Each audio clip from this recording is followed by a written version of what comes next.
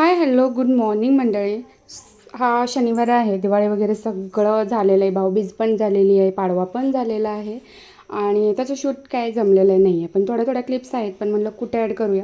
आणि सकाळ सकाळी बरोबर 7:30ला आम्ही निघालो आहे तुंगला. पेट्रोल वगैरे भरलं, मी आणि भाऊ चाललो आहे.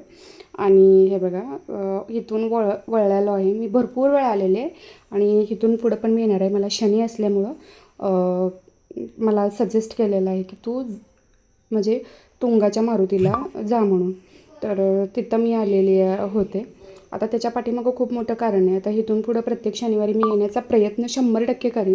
आणि आज भाऊ होता, भावाला पण शनी आहे आणि मला नारळ तिथं व्हायचा होता. तर अखंड नारळ पण व्हायचा आहे आणि त्याला म्हणजे खूप साऱ्या प्रोसेस सांगितल्यात. आणि शनी ज्यांना ज्यांना आहे त्यांनी काय काय करतात ते मला कमेंट करून सांगा. सो मला गावापासून मला वाटते म्हणजे सांगलीपासून 20 ते 25 किलोमीटर असेल.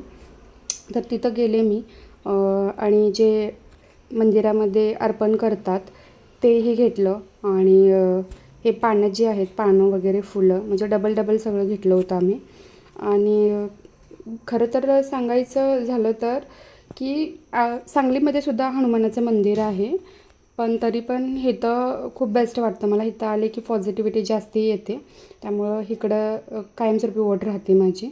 आणि सकाळी बरोबर 6:15ला घरातून निघालो होतो आणि माघारीसुद्धा 8:30ला. म्हणजे एका तासात आम्ही सगळ्या गोष्टी आवरल्या होत्या, कारण पुढं पण खूप सारी कामं होते. पण आजच्या ब्लॉगमध्ये फक्त आणि फक्त मारुतीला आलेलेच आहे. आणि कोण कोण येतं इथं, सांगलीतली कोण कोण येतात तेही मला कमेंट करून सांगा. आणि परत एकदा सांगते की ज्यांना शनी आहे त्या शनीसाठी तुम्ही काय काय करता तेही सांगा, कारण मला खूप कामात अडचणी येत आहेत. तर माझी शनी भक्ती किंवा हनुमान भक्ती किंवा काय जे काय आहे ते खूप कमी पडते असं मला वाटतं आहे. तर मंदिरात गेले आणि दिवा पण लावायचा होता. आणि अनफॉर्च्युनेटली माझी जे पंथी होती ती घरी राहिलेली, त्यामुळे पुढच्या शनिवारी मी ते दिवा लावणार आहे. दिवाही मला लावायला सांगितलेला. तिथे साईडला एक झाड आहे, त्या झाडाच्या खाली दिवा लावावा लागतो. तर डोक्यात आलं की नेक्स्ट टाईम ज्यावेळेस येईन तेव्हा कणकीचे दिवे घेऊन येईन. तर इथं हा आहे बघा हनुमान.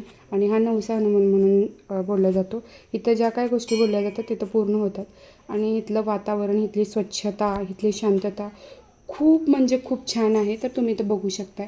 आवाज इथं वायफळ आवाज बिलकुलही येणार नाही. आणि इथं खरं म्हणलं तर एवढी पॉझिटिव्हिटी आहे ना की बस. तर माझे ब्लॉग कसे वाटत आहेत आणि माझी जर्नी आवडती आहे का, माझं काम आवडतं आहे का, तर कमेंट करून नक्की सांगा. सबस्क्राईब केलं नसेल सबस्क्राईब करा. बाय.